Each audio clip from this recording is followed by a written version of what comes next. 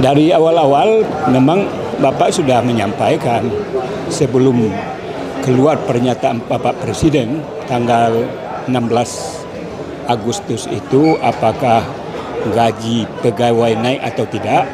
Jauh-jauh hari Bapak sudah menyuarakan agar gaji ASN ini dinaikkan. Kenapa? Karena sudah 4 tahun para ASN ini tidak memanfaatkan kenaikan daripada gaji itu. Apa alasannya? Alasannya adalah pertama daya beli. Karena barang yang dijual oleh untuk kebutuhan itu pada naik, inflasi juga setiap tahun juga naik, tentu ini juga bahagian daripada jawaban.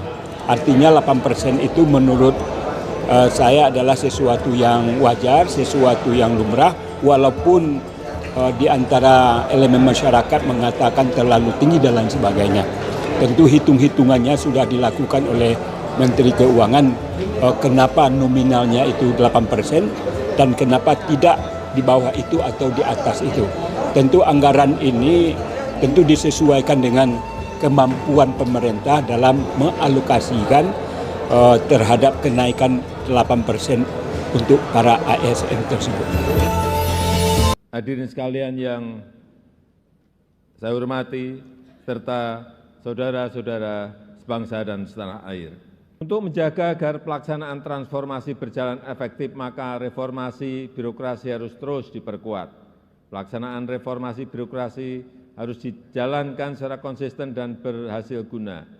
Perbaikan kesejahteraan, tunjangan dan remunerasi ASN dilakukan berdasarkan kinerja dan produktivitas. RAPBN 2024 mengusulkan perbaikan penghasilan berupa kenaikan gaji untuk ASN pusat dan daerah TNI Polri sebesar 8%. Dan kenaikan untuk pensiunan sebesar 12%. Yang diharapkan akan meningkatkan kinerja serta mengakselerasi transformasi ekonomi dan pembangunan nasional.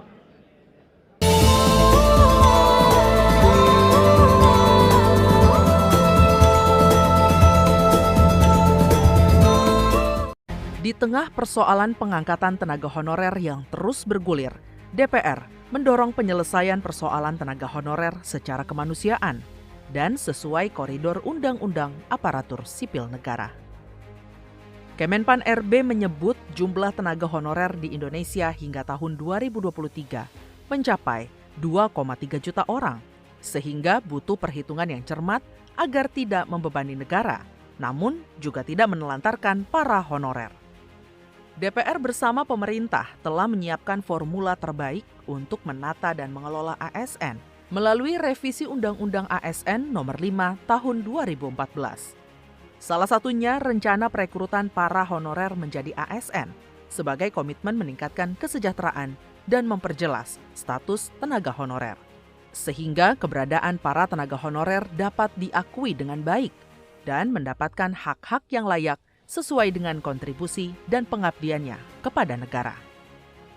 Salah satu isu yang mencuat adalah penghapusan tenaga honorer di instansi pemerintah pada November 2023. Menanggapi hal tersebut, Ketua Komisi 2 DPR RI, Ahmad Doli Kurnia, menegaskan tidak akan ada pemutusan kerja tenaga honorer.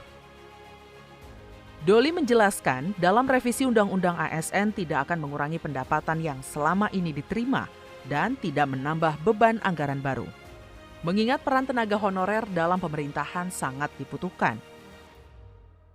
Saya tegaskan bahwa kami sudah meminta kepada pemerintah dan juga sepakat bahwa tidak akan ada penghapusan tenaga honorer. Yang kedua adalah tidak akan ada penurunan ya, tingkat kesejahteraan atau salary dari tenaga honorer yang selama ini mereka terima. Nah, yang ketiga adalah penyelesaiannya kita cari sedemikian mungkin tidak akan menambah beban anggaran baru ya, terutama kepada APBN.